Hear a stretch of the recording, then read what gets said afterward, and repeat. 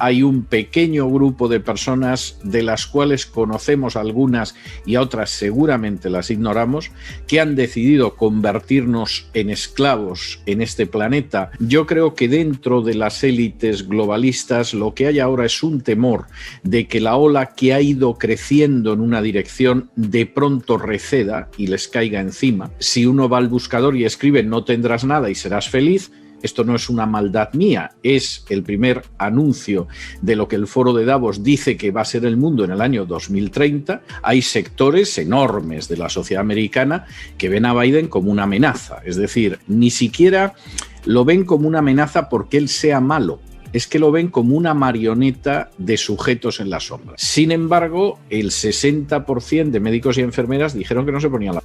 Para mí es claro que la resistencia empieza por estar bien informado. Un presidente que se llamaba Franklin Delano Roosevelt obligó a los ciudadanos a entregar el oro y la plata que tenía en su casa. ¿Hace falta introducir al maestro César Vidal? Bueno, seguro que no. Esta entrevista vaya que te va a interesar. Aquí vas a recibir luces de lo que el historiador y agudo analista tiene que decir sobre temas claves.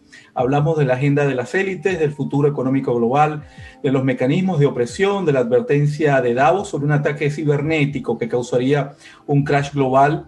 También hablamos de Biden, de cómo resistir y de las opciones que tenemos. Así que empecemos.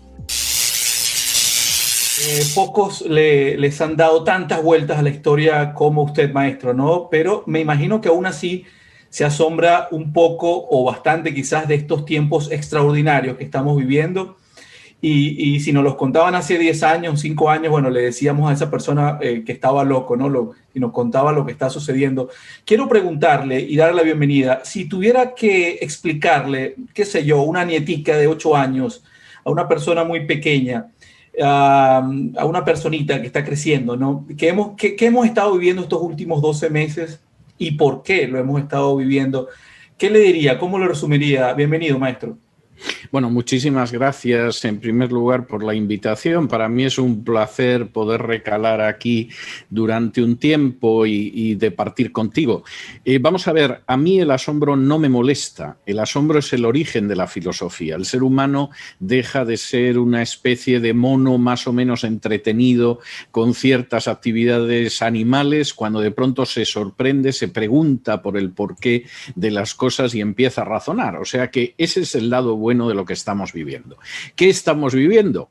Bueno, lo que estamos viviendo yo diría que es el pisar el acelerador de una agenda globalista que empezó a ponerse en acción, desde luego de manera muy clara ya en los años 40-50, que experimenta un gran salto, sobre todo cuando se desploma la Unión Soviética, porque ya no existe ese mundo de bloques, ya no existe el mundo de la Guerra Fría en el que muchos nacimos y vivimos durante las primeras décadas de nuestra vida.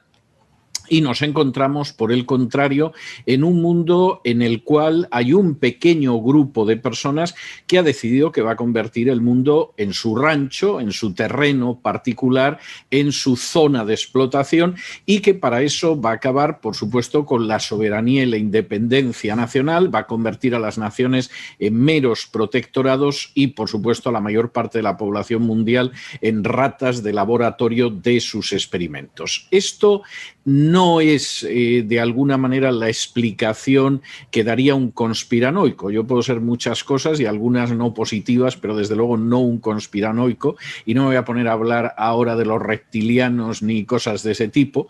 Esta es la definición que da el propio David Rockefeller en el inicio de uno de los capítulos más interesantes de sus memorias, cuando él dice: se nos ha acusado a mi familia y a mí, a los Rockefeller, de formar parte de una cábala secreta, el término lo utiliza él, cuya finalidad, que está en contra de los mejores intereses de Estados Unidos y cuya finalidad es crear una nueva estructura global, social, política y económica. Y dice: un mundo solo, si ustedes lo prefieren. Y cuando llega a ese punto dice: si esa es la acusación, me declaro culpable y estoy orgulloso de ello. Es decir, estamos en este plan Él en las páginas siguientes va explicando alguna serie de grupos que han contribuido a ir avanzando en esa agenda, y en medio de ese plan yo estoy orgulloso totalmente de ir hacia un mundo en el que la idea de la independencia y la soberanía nacional va a desaparecer y va a haber una pequeña cábala que finalmente controlará un solo mundo. Eso, que insisto, ha ido avanzando de manera acelerada en las últimas décadas, bueno, ya cuando llega la crisis del coronavirus se dispara. Y además yo diría que se dispara casi sin velos. Que apareciera al inicio de la crisis del coronavirus hace más de un año George Soros, que es uno de los iconos de la agenda globalista, no es el principal ni el más importante y el único, pero es uno de ellos, diciendo que la crisis del coronavirus era la crisis de su vida. Es decir, finalmente los objetivos que queremos alcanzar, bueno, ahora estamos en un escenario que nos va a permitir avanzar en esa dirección. A mí eso me parece enormemente significativo. Si yo tuviera que explicarle a una nieta que no tengo, pero que vamos a suponer que tuviera, y que tuviera por lo menos 7, 8 años, que me preguntara lo que hay, le diría, bueno, hija, hay un pequeño grupo de personas de las cuales conocemos algunas y a otras seguramente las ignoramos, que han decidido convertirnos en esclavos en este planeta y apoderarse de las riquezas de este planeta, y algunos intentamos arrojar luz para resistir a ese plan, porque sería un plan de esclavitud absolutamente global. Si me permites incluso acabar esta larguísima respuesta a tu pregunta, es un plan que consagraría el tipo de dictadura de la que ya habló Aldous Huxley hace décadas, cuando decía que la dictadura perfecta no necesitará campos de concentración, no necesitará ametralladoras, no necesitará torretas ni alambradas. La dictadura perfecta será una dictadura en la cual ni sabremos que estamos en la dictadura, y mediante cierto grado de consumo y cierto grado de entretenimiento aceptaremos la servidumbre, y hasta puede que muchos sean felices. Ese panorama que describió el autor de Un mundo feliz, en fin, distopía donde las haya literarias, la verdad es que es un panorama no imposible, que a mí, sin embargo, me resulta sobrecogedor. Y bueno, mejor explicado imposible, maestro. Y yo le digo una cosa, ¿no? Aprovecho rápidamente, esto no está en el guión, pero se lo voy a comentar. Ya tengo poco más de un año, bueno, entrevistando a Daniel Stulin, y entre otros, ¿no? Entre muchos otros, y la verdad es que queríamos tenerlo muchísimo usted en el canal, pero finalmente lo logramos, y sé que la gente lo va a disfrutar mucho. Y yo, como yo tengo alrededor de 12, 15 años haciendo periodismo y haciendo este trabajo de entrevistar, y la verdad es que cuando entrevisto a alguien como César Vidal, como Daniel Stulin, tengo que escuchar, preguntar y escuchar, porque si me pongo a seguir el hilo y a repreguntar, se hace muy difícil, y me gano mucho el odio de las personas que nos escuchan y nos ven, porque me dicen, pero ¿por qué interrumpes a Daniel, o por qué interrumpes a César Vidal? Y en realidad, en el fondo, tienen razón. Así que bueno, continuamos. Ayer veíamos, maestro, que Angela Merkel decía, y esto está publicado en varios grandes medios, ¿no? Que quien esté vacunado, que quien esté inmunizado, tendrá libertad de movimiento, y los demás no. Y la verdad es que esto a mí ya no me es nuevo, no me sorprende, pero me pone los pelos de punta de igual manera, ¿no? Yo creo, no sé qué interpretación usted pudiera ayudarnos, sobre todo a los que están nuevos en esto, de esto que acaba de decir Angela Merkel. ¿Estamos ya en el planeta prisión? ¿Qué le preocupa de esto? ¿Van a llevar al extremo, digamos, esto de ciudadanos de primera, de segunda, de tercera? Cuéntenos. Bueno, yo creo que Angela Merkel, que ha sido un docilísimo instrumento de la agenda globalista, eso le entusiasmaría. Es decir, pensar que finalmente la gente se va a poder mover en la medida en la que se arrodille o en la medida en la que no se arrodille. Yo supongo que a Angela Merkel y a sus amos de la agenda globalista les encantaría. No es tan fácil al final, no es tan fácil, porque en el caso de Alemania, Angela Merkel sabe mucho mejor que usted y que yo la resistencia creciente que están planteando los alemanes a este tipo de conducta. Yo incluso me atrevería a decir que la resistencia comenzó en Alemania antes que en ningún sitio, tuvo una respuesta masiva en Alemania antes que en ningún sitio, y cuenta con un respaldo de médicos y de especialistas casi como en ningún sitio. Es decir, Angela Merkel sabe que lo que tiene enfrente es una oposición no pequeña. La la puede intentar silenciar a través de los medios de comunicación, pero esa resistencia es real. Y por lo tanto no me sorprende que quiera hacer que al final haya una serie de ciudadanos que queden totalmente encerrados, restringidos, sin capacidad de movimiento, porque son la gente que no está dispuesta a comulgar con ruedas de molino, por utilizar un dicho español, a tragárselas dobladas en este sentido. Pero yo no tengo tan claro que esto sea tan fácil. Yo creo que dentro de las élites globalistas lo que hay ahora es un temor de que la ola que ha ido creciendo en una dirección de pronto receda y les caiga encima, y creo que ellos mismos se están planteando que no pueden estirar la historia del coronavirus más allá de cierto límite, porque de pronto la ola, en vez de seguir avanzando en cierta dirección, va a ir en la dirección contraria. Y el que hace apenas unos días apareciera Bill Gates, otro de los iconos de la agenda globalista, y ya nos dijera que para el 2022 esto se acaba, no sabemos por qué, porque no nos ha dado ninguna razón para decir, bueno, pues mire, va a ser por esto. No, en el 2022, a mediados del 2022, en el verano del 2022, esto se acaba, es posiblemente porque el estudio de mercado y el estudio de campo que han hecho las élites globalistas les dicen, mira, esto no se puede estirar más. Es decir, hasta ahí podemos venderles a los gobiernos lo que queramos, hasta ahí la gente medio va a aguantar, a partir de ahí la situación se puede haber deteriorado de tal manera que se nos vuelva todo en contra. O sea, vamos a estirar el chicle hasta que el chicle no se rompa. En el momento en el que veamos que la goma de mascar se puede romper, pues vamos dando marcha atrás, y la verdad es que ya hemos conseguido unas ganancias tremendas a costa de los presupuestos públicos de infinidad de naciones. Así es. Y bueno, vamos a hablar solo en minutos, ¿no? Sobre este tema, esta advertencia que hizo el Foro Económico de Davos de un ciberataque que pudiera de alguna manera colapsar el sistema financiero mundial. Pero quiero hacerle esta pregunta, ¿no? Tiene un encuentro casi histórico este 20 de mayo con Daniel Stulin, un webinar que van a hacer los dos, Daniel Stulin y César Vidal.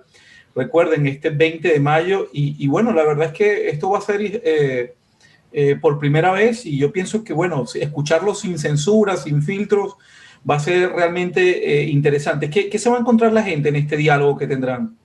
Bueno, yo creo que se van a encontrar el hecho de dos personas que se conocen hace más de una década y que en multitud de ocasiones, más en privado que en público, tengo que decir, pero a veces en público, porque yo he tenido a Daniel como invitado varias veces en mi programa de radio, han departido sobre cuestiones como la agenda globalista, como el mundo hacia el que vamos, como la posibilidad de sostener el sistema financiero actual, o como cuál es el panorama que razonablemente nos espera. Y esto sobre la base, de nuevo, no de la especulación, no del prejuicio ideológico, sino del análisis de los hechos, que en última instancia es lo que hemos hecho Daniel y yo durante mucho tiempo de manera totalmente independiente, pero en muchas ocasiones departiendo. Yo creo que algunas de las cenas más agradables que yo recuerdo en mi vida, pues ha sido esa cena temprana en la que quedábamos Daniel y yo para charlar un rato, y nos daba la madrugada y seguíamos charlando de 1001 temas,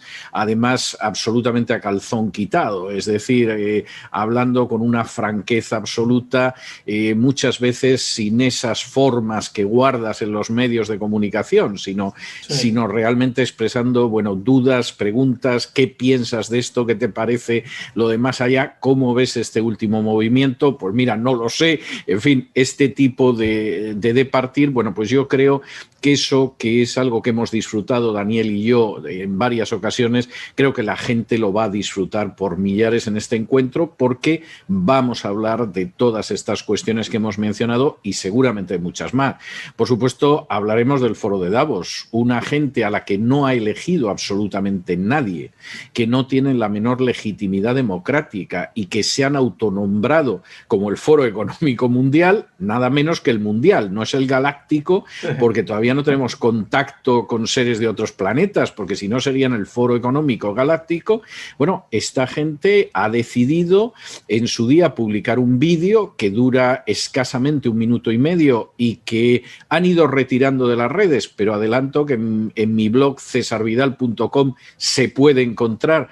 Si uno va al buscador y escribe "no tendrás nada y serás feliz", esto no es una maldad mía, es el primer anuncio de lo que el Foro de Davos dice que va a ser el mundo en el año 2030. No vamos a tener nada y vamos a ser felices, aunque yo dudo mucho que entre los que no van a tener nada esté Soros, esté Bill Gates, esté Rockefeller o esté el Papa Francisco. Vamos, me sorprendería mucho saber que se van a quedar sin nada estos 4 personajes, pero lo cierto es que ese Foro de Davos nos anuncia cosas, va jugando con nosotros y ya nos ha dicho el mundo que quiere para el año 2030, y el mundo que quiere para el año 2030 es enormemente inquietante, aunque supongo que para ilusionarnos nos diga que entre las cosas que van a pasar de aquí al año 2030 va a estar que nos vamos a encontrar con extraterrestres, lo cual francamente a mí me importa un pimiento si finalmente vamos a asistir al final de los sistemas democráticos, vamos a asistir al final de la propiedad privada y vamos a asistir a unas corrientes migratorias que van a destrozar totalmente el mundo desarrollado. A mí lo de los extraterrestres, pues en fin, claro. En último caso me leo una novela de Asimov y seguro que es mucho más entretenida que lo que pueda haber con esta gente, ¿no? De manera que, bueno, qué privilegio poder haber en algún momento estado en uno de esos diálogos, pero que tuvieron en esas cenas que nos comentaba Daniel Stulin y César Vidal, pero bueno, puede tener algo de acceso a eso, que creo que va a ser algo bastante en este webinar del 20 de mayo. Usted puede asistir a él. Abajo en la descripción de este video va a tener el link para que usted acceda a ese webinar. Aparte, supuesto que, bueno, por supuesto hay cupos limitados. Y en la descripción también, en la descripción y en los comentarios fijados está el acceso a ese webinar 20 de mayo, nada más y nada menos, César Vidal y Daniel Stulin. Y estos días veíamos, maestro, cómo también el Foro Económico de Davos advertía, ¿no?, sobre un ataque cibernético que conduciría al colapso sistémico del sistema financiero mundial, ¿no? ¿Qué hay detrás de esto? Yo creo que como que siempre nos quieren preparar para algún evento, nos quieren condicionar ya. ¿Cómo lo lee César Vidal? Porque yo en particular no les creo casi nada, por no decir nada. Y eso que, bueno, hay un informe, ¿no?, que pide una fusión de los bancos de Wall Street, de sus reguladores y de las agencias de inteligencia para enfrentar el presunto ataque. Todo esto es demasiado conveniente. Cuéntenos. Bueno, yo creo que hace muy bien no creyéndoles casi nada, porque practican el embuste y el agitprop, la agitación y la propaganda de una manera sistemática. Y el que no se quiera dar cuenta, pues realmente es que no sabe el mundo en el que pisa. Si me permites, antes de responder a esta pregunta, pero me parece importante, como en última instancia la agenda globalista no depende de una organización solo. Daniel ha escrito un libro magnífico que se ha vendido por millones de ejemplares en varios idiomas sobre el Club Bilderberg, que es otro de los focos de acción, como lo es el Foro de Davos, como lo es el Consejo de Relaciones Exteriores, como lo es la Comisión Trilateral. Es decir, estos son distintos focos que aparecen. Uno de los últimos apareció a finales del año pasado en medio de la crisis del coronavirus y se denomina Our Guardians, nuestros guardianes. Por supuesto, nuestros guardianes no los hemos elegido nosotros.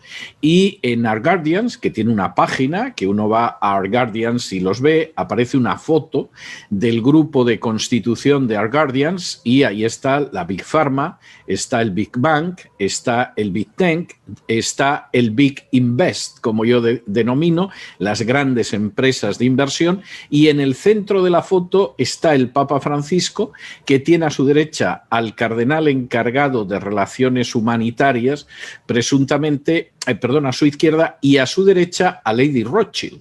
Bueno, cada cual que se haga su composición de lugar con tan ejemplar foto. Es decir, aquí hay una serie de élites que se autoerigen en nuestros protectores y hay de nosotros con los protectores que nos han caído encima, ¿no? Recuerda esa palabra de protector para definir al proxeneta que explota a las prostitutas y que supuestamente pues realmente las protege, y en eso estamos. Ahora, cuando nos hablan de que puede haber un ataque cibernético que haga que nuestro sistema financiero se colapse.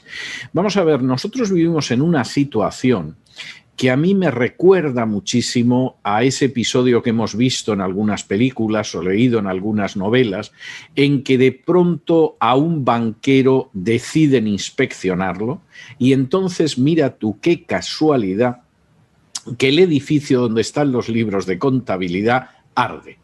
Y entonces no hay manera de demostrar que este hombre se haya llevado el dinero ni que haya actuado fraudulentamente. Hay que ver cómo reconstruimos las cuentas, porque mira tú por dónde las cuentas, los libros de contabilidad y todo se ha convertido en ceniza y en humo. Yo creo que hace años en el que el sistema financiero mundial es un sistema totalmente virtual. Es absolutamente virtual, no tiene una base real como antes podía ser el patrón oro. De hecho, desde los años 70 vivimos en el aire. El dinero son apuntes contables, es decir, ese dinero no tiene tampoco una base real, sino que son apuntes en la contabilidad. Y hay bancos que, bueno, tienen una solidez interior como un queso de Gruyère, es decir, están totalmente llenos de agujeros. Esos bancos sobreviven en buena medida sobre la base del dinero público que les inyectan los gobiernos, pero dinero público que no sale de los presidentes, de los senadores, de los congresistas, sino sobre todo de las pobres clases medias a las que se roba por vía fiscal para ir manteniendo a todas estas élites. Y entonces a las pobres clases medias se les habla de la estabilidad financiera, de en un momento determinado lo que puede ser mantener verde el planeta, en fin, cualquier causa de estas que se lanza. Esta no es nada más que la excusa para vaciarles los bolsillos totalmente y para ir canalizando todo ese dinero hacia los agujeros que han ido creando las élites de manera creciente. Y en el caso del sistema financiero, pues es un sistema financiero que realmente yo creo que cada día que aguanta es para hincarse de hinojos y darle gracias al Altísimo, porque con la diferencia que pueda haber entre la banca en Estados Unidos y la banca en Alemania o la banca en España, no hablo ya de la banca al sur del Río Grande, lo cierto es que hay naciones donde todo el sistema bancario está quebrado. Está en absoluta bancarrota y aguanta sobre la ficción de los apuntes contables. Si efectivamente la contabilidad fuera una contabilidad real, la banca de ese país ya se habría desplomado con unas consecuencias terribles. Entonces, en algún momento, en vez del incendio de las películas del siglo XIX, vamos a asistir a que de pronto se borran los balances de los bancos. Hombre, no lo sé, pero yo creo que vivimos en un mundo donde no podemos descartar nada. Porque si hace 2 años nos llegan a decir que iban a paralizar la vida de casi todo el planeta, por lo menos de las partes más avanzadas del planeta, porque ha surgido un virus, es que no nos lo hubiéramos creído, nos hubiera parecido una broma. Y más de un virus que en algunos aspectos es menos letal que la gripe común, que hasta donde yo sé jamás ha provocado una reacción de esta envergadura en ningún momento de la historia. De modo que puede pasar cualquier cosa, no lo voy a negar. Así es, y bueno, vamos a seguir conversando, pero bueno, recuerda, siempre hago esta mención, recuerda que si quieres tener un canal YouTube como este, querido amigo, bueno, de hecho, siempre mucho mejor que este, si puedes tenerlo, solo capacítate y asesórate con verdaderos youtubers. Entra ya a goprocreator.com, el enlace también está abajo en la descripción, y a los que siempre me preguntan cómo invierto en la bolsa, te dejo la descripción en el link de acceso de la plataforma que para mí es más amigable y segura, pero recuerda que invertir en CDF conlleva el riesgo de perder capital, así que prepárate antes de dar el paso. Maestro, ¿cómo ve a Biden, no? Y se lo digo porque usted está allí en los Estados Unidos y porque, bueno, casualmente tengo una gran cantidad de amigos, digamos, demócratas, y me dice, no, este hombre lo quiere ahora todo el mundo porque está entregando cheques por todos lados, porque está vacunando a todo el mundo. Aquí lo que se ve es una euforia increíble y yo no sé, ¿no? ¿Cómo cree usted que lo está haciendo? ¿Cómo cree aparte que lo está evaluando el Estado profundo, ¿no? Bueno, vamos a ver. ¿Cómo va Biden? Esto va por barrios, o sea, esto va por barrios. Entre los sectores más amantes de la libertad en este país, Biden es un sujeto odiado. profundamente odiado. O sea, lo contemplan como una amenaza a todo tipo de libertad. Yo creo que si les preguntas, bueno, ¿y la libertad de beberse un vaso de agua? Te diría, Biden va a acabar con eso. Es decir, hay sectores enormes de la sociedad americana que ven a Biden como una amenaza. Es decir, ni siquiera lo ven como una amenaza porque él sea malo. Es que lo ven como una marioneta de sujetos en la sombra. Su idea es que Biden, en términos psicológicos, está más para allá que para acá, y que es un personaje al que simplemente le colocan un papel delante y firma. Esto se puede discutir, no necesariamente hay que aceptar ese punto de vista, pero sí hay que decir, en honor a la verdad, que Biden en los primeros 2 meses de presidencia ha firmado más órdenes ejecutivas que todas las órdenes ejecutivas sumadas de Bush padre, Clinton, Bush hijo, Obama y Trump.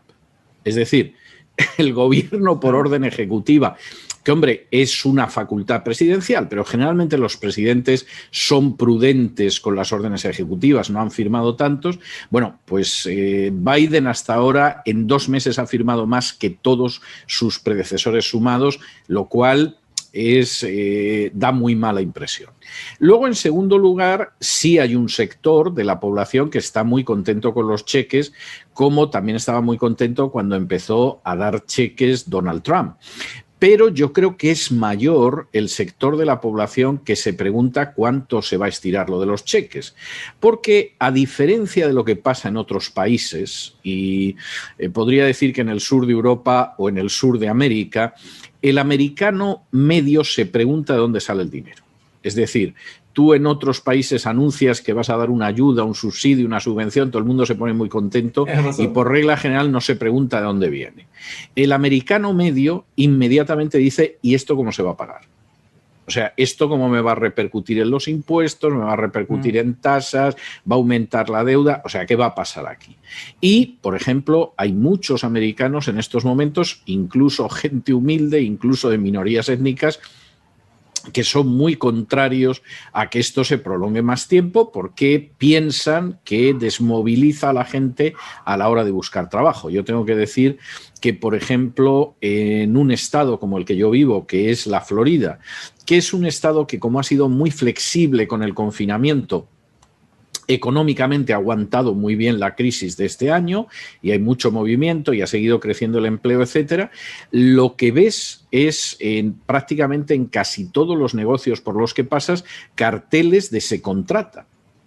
Y mucha gente te dice, claro, pero la gente no viene a que los contraten porque como les mandan un cheque a casa, ¿para qué van a trabajar? Es decir, que ahí hay un sentimiento no tan positivo en cuanto a esto. En cuanto a la... Vamos a ver, hay gente que está entusiasmada con la... Pero la última encuesta que se ha hecho sobre la... dice que hay en torno a un 30% de norteamericanos que no se van a... Es decir, que vamos, no tienen la menor intención de que les pongan. Como otro 30% que dice que, bueno, si los citan y es obligatorio, lo van a pensar. No es que hayan decidido que sí, pero bueno, lo pensarán. Y luego hay un 20 y tantos % que es partidario.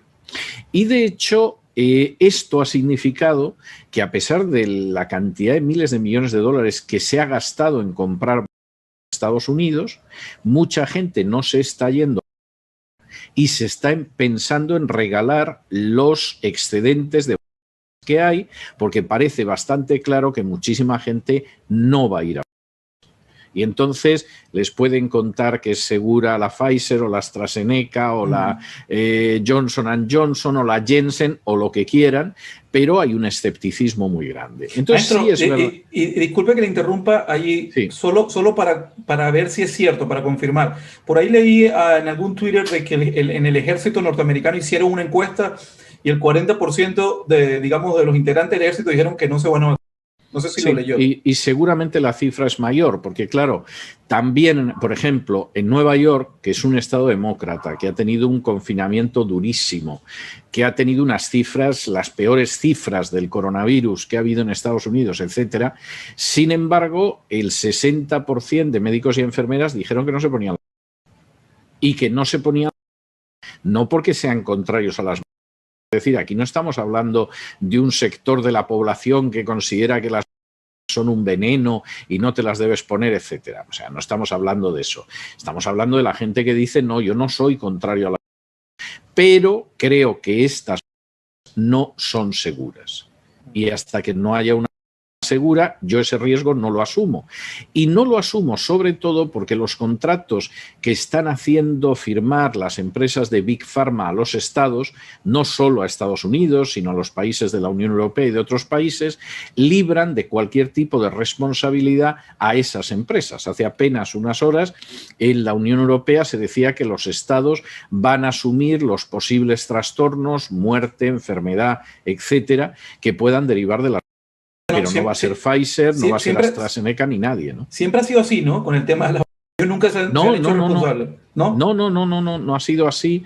Y de hecho, además, alguna de las empresas de la Big Pharma tiene un historial de pagar impresionante. Por ejemplo, las mayores indemnizaciones que se han pagado en tribunales de Estados Unidos las ha pagado la Pfizer, como una de ellas de más de 2.000 millones de dólares, que estoy convencido de que hay semanas que entre tú, Daniel y yo no lo ganamos. Entonces, efectivamente, Pfizer es un récord de indemnizaciones millonarias. Y Pfizer ha conseguido, bueno, y esto le ha pasado en Europa, le ha pasado en África, le ha pasado en Estados Unidos y en otros sitios. Lo que pasa es que la Big Pharma siempre hace un cálculo y dice, bueno, vamos a ver, que tengo que pagar 2.600 millones de indemnización. Bueno, pues si he ganado 20.000 millones. Claro. Tampoco esto entra en gastos, ¿no? Por decirlo de alguna manera, lo cual es terrible, pero es así. Pero claro, en este caso es que ni eso. O sea, aquí se ha partido la base de que nosotros no pagamos absolutamente nada, no nos hacemos responsables. Ustedes compran y luego, si pasa algo, pues en fin, que la gente demande al Estado de Nueva York o que demande al Estado español o el Estado alemán, etcétera, y que ellos cubran los gastos. Lo cual, hombre, pues no es un argumento como para que te entusiasmes con la idea de la... Sinceramente, si los que la fabrican no están dispuestos a hacerse cargo de ello, pues, en fin, por lo menos confianza no te creo. Usted sabe que a mí siempre me pregunta, ¿y tú qué? A mí no me gusta hablar de en este canal porque siempre nos mete un strike, pero ahí vamos a poner un montón de piticos ahí. A mí me pasa igual, Sí. Pero, o sea, a mí siempre me pregunta y digo, pero es que mira, una promedio tarda 10 años en estar lista. Ese es el promedio histórico de una... Esta estuvo lista en un año. Yo mejor espero un poquito, más adelante, unos 5 o 7 años para ver los efectos secundarios. Y ahí lo pensaré. Bueno, y hay otras circunstancias aparte de esa, como el si uno forma parte de un grupo de riesgo, ¿no? Vale. O sea, yo me imagino que si tienes más de 70 años, si tienes alguna condición médica negativa, etcétera, hombre, evidentemente estás en un grupo de riesgo y... basculas las dos cosas, ¿no? Piensas lo que hay. Pero claro, gente que no está en un grupo de riesgo, que no tiene una condición médica mala, pues francamente asumir el riesgo resulta menos atractivo que en el caso de gente que está en un grupo de riesgo. Hay que tener en cuenta que más del 90% de la gente cuya muerte se ha atribuido a será gente de más de 70 años y además con algún tipo de enfermedad, ¿no? Entonces, claro, yo creo que al final cada persona tiene que tomar una decisión y tiene que ver su situación personal. Así es. Y bueno, amigos, recuerden, 20 de mayo, Daniel Stulin y César Vidal juntos en un webinar, bueno, sin precedentes histórico, donde va a poder usted realmente informarse. Y no va a escuchar cosas de medias tintas, ni filtros, ni va a tener censura. Y por supuesto, va a escuchar todo lo que no le cuenta CNN, ¿no? Así que recuerden, 20 Seguro que de mayo, CNN no. Exacto. 20 de mayo, un encuentro extraordinario. El link está abajo en la descripción de este video o en los comentarios fijados. Así que, bueno, vaya por su cupo. Para terminar, maestro, bueno, siempre nos gusta darle opciones a la gente, ¿no? Así que le tengo aquí 2 preguntas en uno. Más o menos, digamos, de manera bien general, ¿no? ¿Cómo deberíamos encaminar una cierta resistencia o lucha en contra de este control totalitario del que hemos hablado en estos minutos? ¿Y qué opciones tiene la gente, ¿no? Digamos, para salvar lo poco o lo mucho que tiene un escenario económico por venir muy negro. Yo por lo menos invierto en plata física, invierto en la bolsa, en empresas de cobre, qué sé yo, que están que en el futuro veré algo de eso, de litio, pero en todo caso nos gustaría un poco su idea en ese sentido para darle un poco de opciones a la gente. Bueno, bueno, primero en cuanto a la resistencia, para mí es claro que la resistencia empieza por estar bien informado. Es decir, que posiblemente el primer paso que hay que dar ahí es que efectivamente se reciba luz sobre lo que está sucediendo. Y como hay mucha gente que además se dedica a intoxicar para luego poder de alguna manera desprestigiar a los que arrojan luz, es decir, nos ponemos a hablar de los extraterrestres y entonces ya cualquier cosa que digamos, pues bueno, la gente piensa, estos son los locos que se dedican a ver si hay avistamientos de marcianos y cosas así. Entonces, el primer paso es la información. Yo eso lo tengo más claro que el agua y yo creo que desde hace muchos años el trabajo fundamental que ha desarrollado Daniel, como en mi caso también, con todos los matices y las diferencias que se quiera, pues ha sido el de informar, es decir, arrojar luz, porque mal vas a resistir algo que no conoces y que ya se te ha metido hasta la cocina de tu casa y te ha abierto el refrigerador y se te está comiendo los huevos. Entonces, evidentemente, esa es la primera cuestión importante. Ahora, ¿qué va a pasar en el caso de que se produjera un colapso económico mundial? Bueno, yo creo que el colapso van a intentar evitarlo, al menos en la medida en que afecte a sus intereses. Lo cual quiere decir que como no estemos incluidos en lo que se considera sus intereses, evidentemente tenemos un futuro negro. Es buena idea, por ejemplo, el hecho de comprar oro, de comprar plata, etcétera, etcétera. Es buena idea, pero no es seguro, porque en un momento determinado, en este país del que yo soy ciudadano y que se llama Estados Unidos, le mete un impuesto. Un presidente que se llamaba Franklin Delano Roosevelt obligó a los ciudadanos a entregar el oro y la plata que tenía en su casa. Y les dio unos papelitos que se supone que eran el valor del oro y la plata. Yo me imagino que hubo muchos americanos, porque conociendo a los americanos es para pensarlo, que enterraron el oro y la plata en algún sitio y dijeron esperaremos a que este son of bitch que se llama Franklin Delano Roosevelt deje la Casa Blanca y lo desenterraremos. Pero lo cierto es que la gente tuvo que entregar esas monedas de oro, de plata que tenía porque el Estado decidió que se apoderaba de ello y que te daba, eso sí, te daba unos billetes para que no pareciera que te habían robado del todo, ¿no? Entonces, esa es una posibilidad. Con los valores de bolsa, pues sucede exactamente lo mismo. Es decir, en algún momento hay que saber saltar del barco antes de que el barco se hunda. O sea, no hay nada seguro en este sentido. Y imagino que la gente que somos creyentes y tenemos una fe en la providencia, pues confiamos en la providencia, porque desde luego parece que es mucho más seguro que las instancias humanas, ¿no? Sí.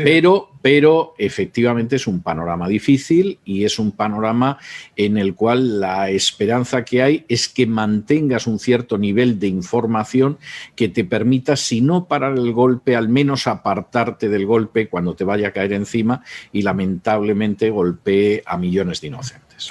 Así es. Bueno, una reflexión extraordinaria de César Vidal, que bueno, recuerden, está en YouTube como César Vidal y está en su canal, digamos, de TV sin censura, cesarvidal.tv, 100% sin censura. Yo tengo varios amigos que están allí y están muy satisfechos.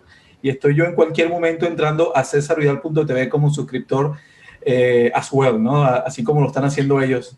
Sí, porque también entretenemos a la gente. Quiero decir que hay programas como el Gran Reseteo, que es un programa de análisis geoestratégico y efectivamente la gente que quiera información pura y dura, sin censura, la tiene. Sí. Pero claro, también hay programas musicales y hay programas de boxeo y hay otro tipo de cosas. Sobre el boxeo vi uno que me gustó mucho.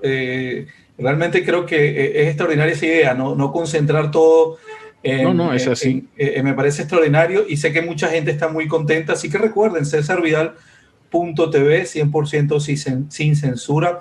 Y bueno, maestro, yo le quiero agradecer enormemente. Me gustaría en el futuro, si es posible, en algún momento tenerlo de nuevo. Usted sabe que yo soy un apasionado del tema de la hispanidad. He leído mucho a María Elvira Pérez Roca, al señor Vélez, a Insúa, sobre el tema de qué hubiese pasado en América si se hubiese mantenido como imperio, el imperio español. Realmente es un tema extraordinario, ¿no?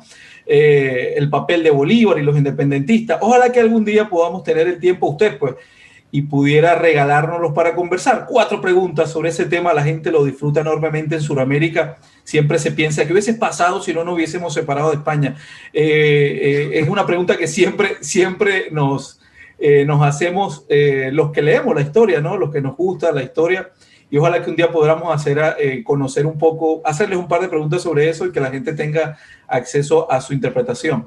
Pues cómo no, y por cierto tengo que decir que en la segunda mitad de mayo estaré dando un curso sobre historia del Perú, y una de las cuestiones es cómo analizar esa historia del Perú para comprender el presente y también poder imaginarse lo que va a deparar el futuro, ¿no? Y la razón fundamental es esa, ¿no? El hecho de que existe, no voy a decir historia, porque yo no me atrevería a decir que determinadas personas han escrito historia, han escrito relatos ideológicamente interesados en una dirección y en la otra, y por regla general, ha sido muy poca la gente que se ha planteado un análisis que llegar hasta el fondo de las raíces de Hispanoamérica, entre otras cosas porque es un análisis doloroso. Sí. Y en muchas ocasiones hay gente que considera que la historia, en vez de mostrarnos las llagas y las heridas y los tumores, pues lo que tiene que ser es como una especie de aspirina que al menos nos calme un poco el dolor, ¿no? Aunque sea mentira, pero que nos tranquilice en ese sentido, ¿no? Y este curso, por ejemplo, sobre Perú, pues yo me temo que va a levantar ampollas en una y en otra dirección, pero no veo manera de poder analizar con veracidad la historia del Perú o de México o del Brasil o de Colombia sin entrar en las realidades que ha habido a lo largo de 500 años. Así es. Y bueno, amigo César Vidal estuvo con nosotros. Le agradecemos realmente muchísimo. A ustedes también por estar allí. Bueno, ¿qué te puedo decir? Dale like a este video o compártelo o suscríbete si no lo has hecho. Esas son 3 formas de ayudarnos a seguir creciendo. Así que muchas gracias, maestro. Fue un placer. Hasta la próxima. Así es, hasta la próxima, amigos. Nos vemos.